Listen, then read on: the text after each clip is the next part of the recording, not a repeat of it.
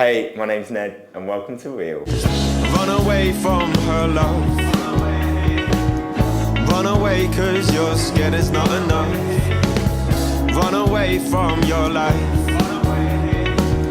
Run away cause you're scared of what you find. Thank you so much for being here today. The first question for you is, in 2023 you released 3 EPs and a live album, which is like really impressive. That's so much. Yeah. Where do you find all that inspiration? Have you dealt with an artist block before? So actually there's also a Lost Tapes album coming out in December. Oh so wow, okay, so that's even more than that, yeah. All of the songs except for a few are about one person. So I guess that's where the inspiration comes from really. We were just together and it was pretty intense, and then we weren't together and then it was also pretty intense. Okay, so it's like totally around this story then? Yeah, there's a few songs that people might know, like Burnin' Baby, Make Me Feel. Those are the two, I think those are the main two on the album that aren't about this person. When I was doing it, like flirted with the idea of it being more broadly about like lots of different people, and then by about halfway through number 2, I felt like, if you've listened to it, I felt like number 2 was the least successful of the 3. Okay. And that's just being very honest. And I think that's because I tried to like broaden it out and talk about other like feelings, but then I felt like it made more sense to just like be more, own up to the fact that like really they were all about one person and just kind of commit to that. Okay, and do you find it's easier to create music when you're putting it into your real life situation, or do you think it's like easier for you to put that at the start? Definitely, yeah, because when I started writing stuff it was because I was really sad, okay, and so it was like a way of dealing with that, and then it was more about like love things. But recently it's become a little bit more fictional, or like I've just started just like increasingly getting a lot of joy out of like kind of writing shit about other people's lives. Okay, yeah. Do you find it easier then to do that? Or? It's just fun. It's just different. It's just different. Yeah. What exactly about love do you want the listener to know about? You know, like what's the message? I don't know. I'm further down the line. I've got an album called Internet Society, and if there was to be like a political message to what I'm trying to do, that would be that really. So is it about like the whole? Yeah, it's just about screens and algorithms, and I just find them really repulsive. So. I'd like to, I guess 3 things. I'd like to die having tried to do something where I'd change or like challenge the system that we're living in, like, and encourage people to kind of try and get back in touch with life and not this artificial thing that we're trapped in. And then I have another album called Not Scared of Summer, which is about like mental health, because when I was 20 and 21 and 22, my mental health was fucked. So I'd really like to make that for all the young people in the world who are also feeling that. And then I guess the love thing is just like, it's just kind of fun and nice. There's no like message. Just it's good to have, you know, sometimes music just for the sake of music. Yeah, I totally feel that. But sometimes it's just you just want to stand up and sing a song, and it. There's so much in the world already happening. You just want to like, you know, listen to something and just not think about anything. Yeah, because sometimes it can be like. Yeah, sometimes it's nice for it to just be a bit of escapism, really. And other times it can be more like fuck the world. Do you want to share a memorable experience from one of your live show that maybe stands out to you? Maybe there's a crazy drunk guy in the crowd or something. So I'm currently like touring at the moment. So like, I mean, touring, like playing, it's just in London, but the idea is to play like 30 gigs in November. So that's, this is the 20th, I think, or the 21st maybe, and tonight will be gig number 18. So then I've got to catch up a bit, but basically by the time of my last gig, which is the 1st of December for this tour, I would have done like 31 gigs basically, and that's been really cool. And on Friday night I was playing in Finchley Park, literally just busking outside the Tube, and first of all my flatmate came, and this is so fucking funny. My flatmate came and she was just meeting her friend. So that was funny in itself, because, you know, you're busking and then like your mate's just standing there, and that's funny. But then I'm midway through this song called Closing Time, and it's like quite an intense one, and then I'm like going for it and stuff. And then this girl and this boy out of nowhere just like start shouting at each other, and like just like outside the tube. And she's like, honestly, she's like crying. She's like hitting him. he starts shouting back. Basically, I think the story that I got from it was that she had like, he'd lost her bag, which had all of her shit in it. Oh no. And then I think potentially like, the relationship was also a bit fucked, and she was saying like, you're always late, blah, blah, blah, blah, blah. And it seemed a bit messy and stuff. And it was crazy. Everybody who like had been watching me just stopped and like stared at like these two people, like really young. They must have been like my age, and like, just like, you know, ostensibly like, you know, just, like, I don't know, it was just mad. They just like totally flipped out. Yeah. She was crying, she was screaming, hitting him. Days. And then they like stormed off, and I was just like, you know, I just didn't know what to do. I was just like, do I... Were they like right next to you? Literally like, I don't know, 5 meters away. Oh, and everybody was cracking. It was so funny, honestly. So yeah, I would say that was pretty memorable. Yeah, well, And that is definitely. If I can add another one, this is even more nuts. So again, I think like at the beginning of the month, I was playing outside of the Lidl in Walthamstow High Street. Genuinely, this is, I will never forget this. So finished playing, and it's like 2 o'clock on a Monday or something. And I literally just wrap up, start putting my stuff away. And this guy comes out of Lidl. If anyone's ever been to Lidl, you get like this like freshly squeezed orange juice that you can buy, put into like a plastic bottle. Yeah, and I then, have a Lidl next to mine, yeah. yeah, so he walked out with like a big one of these, and he was sipping it away, and a security guard comes up to him, and he's like, bro, you can't take that, you haven't paid for that. And immediately he flips out, he like shouts at him, he's like, blah, blah, blah, leave me alone. And then another security guard comes, and like he's much bigger, and he like kind of puts his hands on him, he like starts pushing him back towards the shop, being like, put that back, you can't have that. And he flips out even more, throws the bottle on the floor, runs over to like a bin, rips off the plastic casing, empties the contents, and throws the metal bin at the security guard. Wow. The guy's like, what the fuck? They like square up to each other. The thief throws a punch, the guy dodges it, blah, blah, blah.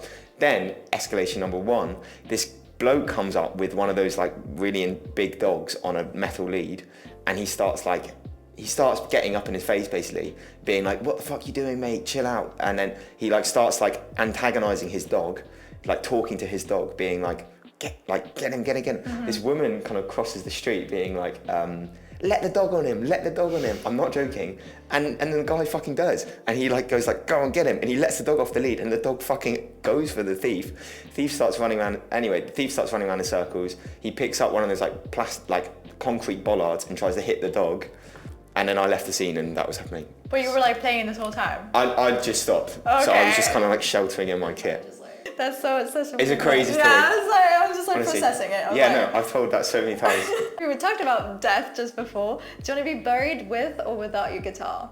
Without. I'm not that intense. I'm more of a piano player, really. So. Oh, okay. Oh. So definitely without. Yeah. Well, do you want to like just like the piano on no, with also, you? Yeah, I don't know. It's not that deep. Well, it is that deep, but it's not that like. I'm not Okay. that deep. Well, if you could gain a new skill or ability instantly. So Ed's one of this. Yeah. What would you want? I'd really like to be more ambidextrous. I'd like to be able Yeah. to use my left hand more for shit. I've been tossing up like, just like for a year, like only use my left hand, like Nadal did. Okay. Wow. What would you want that for? I don't know. Just life. I feel like that would just be. Maybe I'd just be a better human if I could use my left hand more. I don't know. Okay. Maybe one day like this woman will be like falling off a cliff, and I can like save her with my left hand, but like my right hand's like, do you know what I mean? Right, yeah. There's going to be a time when it'd be useful. Yeah, I mean, surely, yeah. Or if you like lose your like right arm, you know. You can Exactly. Yeah. What's the best piece of advice you heard or from your experience that you think would help other musicians? I think about this a lot, and I feel like I've thought about this recently. Like, don't take yourself too seriously. Oh, and like recently I was reading this Ron Carter interview, and he was like, you know, it's not about you or like ego. And Smokey Robinson said the same thing. Mm-hmm. You know, it's not about you. It's not, you know, it's not your music. You're just servicing the music. So I think it's important, like, to just like, don't take yourself too seriously. Like, in my opinion, like, I don't really buy into the whole like I'm an artist thing, because I think as soon as you do that, you separate yourself from life and normal people, and then you kind of lose something in doing that. So I would just say, like, just try and, I mean, I don't know anything. I don't really think I'm in a position to give advice at this point, but yeah, a combination of those three sentiments. Like, don't take yourself too seriously, service the music, not yourself, and yeah, maybe those two really. How would you go on about, you know, being a more established, you know, like having a bigger show? How would you go on about, you know, still relating to the people? Because you said, you know, you don't want to take yourself too seriously as a musician or like that. How do you think you want to like, you know, move on forward? I guess I'll just cross that bridge when I come to it. Right, yeah. If I'm lucky enough for that to happen, then I guess I just I don't know really. I guess I'll see how I deal with that if that happens. I guess just like stay in touch with all the things that have, I don't know. I don't know. Oh, well, something to think about, I guess, yeah. Yeah, literally. I guess that'd be a nice one to have. Stereotypically, dating a musician is quite not really recommended. Understood. Would you agree to that, and what do you have to say to defend yourself? That's funny. I know a lot of really good musicians like who are nice people and stuff. Yeah. I mean, the downside is that it's quite unsociable hours really, so that's an obvious downside. And sometimes they are pricks, but I guess everybody sometimes is like that. Would you feel weird if somebody made a whole song about you? Like, how would you feel about that? Well, I do that about people all the time, so I think that'd be really hypocritical. Yeah. Well, if somebody did it to you, you wouldn't really like it. Or no, I'd be like, great. Oh, you would like it. Okay, good. I guess that's what already we said. But hungover, you like. Can you dive a bit deeper of how was your process? Yeah, totally. Well, it was in in June because the chorus is like, why is it still raining in June? So it must have been in June. I can't actually remember. Oh, okay. I think it was June. Yeah. And it was like 2 summers ago. So if anyone remembers, it was like really rainy that summer. I mean, like for the last couple of summers. Yeah, it was actually. So it was rainy in June, and I mean, it's just a play on words because I was really hungover. This person, like emotionally, and then I'd also gone out to a party and woken up that morning, really hungover, and I was just lying in bed, half naked and alone at daybreak, and she was gone, and it was for her that my body ached, and then I was like, I just was lying in bed like how I just described, and then I have like a electric piano, and I just kind of really hungoverly, like I think the night before had been, it was just like my mate's house party, and I like walked home from Angel to my place, which is like an hour and a half at like 4 a.m, and then woke up at like 9, really hungover, and then just wrote the song really. Okay, well, did you write it quickly or? I can't remember, but yeah, I think it was one of those like in a morning type things. It's quite, if you listen to it, it's one of the more like structured tunes. You know, it's basically just like verse, chorus, bridgey thing, chorus. So it's, once you get the chorus down, you're kind of halfway there really. On that same EP, you had a few tracks where you were actually like speaking. Yeah. Do you think it's better when you're conveying it through speaking, or do you prefer singing, or is it like quite different? Like, what's the magical aspect for you for like speaking, you know, in the song? The 2 people who got me into music were like Bill Withers and Loyle Carner. So that's obviously like, you know, one of them's a singer-songwriter and one of them is a rapper. And so like, if you like listen to any of my music, that's what I'm trying to do. Like, is kind of bridge those 2 things basically. Yeah. So it's like rapping but soft. Yeah, exactly. And I mean, yeah, like London has a really, really awesome like spoken wordy scene, which I've been like really heavily into for about a year and a bit now. And it's fucking great, and like the people are really good, and it's really moving and stuff. So that's been a big part of like the last year and a half, is like learning a lot from that. But then I also like really like writing songs and stuff. So then, and yeah, it's massively something that I'm trying to like explore more of. If you come on the 12th, the idea is to like, you know, be singing a song, and then then it just kind of breaks out into this like free groove thing with just like, you know, a couple minutes of rap over the top, or like, I mean, that's one way of doing it. You know, you have the song and then you have the rap, and then the other way of doing it is like you have the rap and you have the song. And I guess what I'm hoping to like, the legacy that I'd like to leave is to push the boundary of like, you know, it doesn't have to be like one then the other. It can be like, you can be in a song and then you can like flip into a little bit of rap, and then you can flip back into the song. Do you know what I mean? And there's a couple of new stuff that I've been working on that does kind of do that a bit more. Well, we talked about like when your EP's coming out, and more about, you know, the political aspect of like internet, but what do you think, what are your goals now, but also where do you see your career evolving in the future? I don't have like, I don't really know. I mean, you know, I don't know. I mean, that's totally fine, there's like specific things that I'd really like to do. Like a big life goal is to sell out the Jazz Cafe. That's a big career goal. If I have one, that would be that. And then like professionally, the only goal that I really have is like to date, Softness is like the first of 14 and a half albums that I've written. So my like life goal is basically to record all of them, and then to move on to writing other stuff basically. And obviously that will take a lot of time. So hopefully I'll write more stuff in that time. So I don't have major, like I find it less useful to think about like, you know, I want to play this gig or this festival than to just focus on like, if I could just continue to find a way to record all of that music, which I think is worth recording, that would be like, I'd be pretty happy. Okay, well, that sounds great, and good luck with that, honestly. This is a little bit of a tune called Threesome, which we're going to be playing on the 12th, so if you want to come and hear the rest of that, this is this. And it's from my mate, who's currently away. She kisses her, and she kisses him, and he kisses her, and it's a beautiful sin. And she's sitting at the bar in the park, it's the midsummer dark. He sees her from afar, winks, grins, and in her own words comes on to me hard.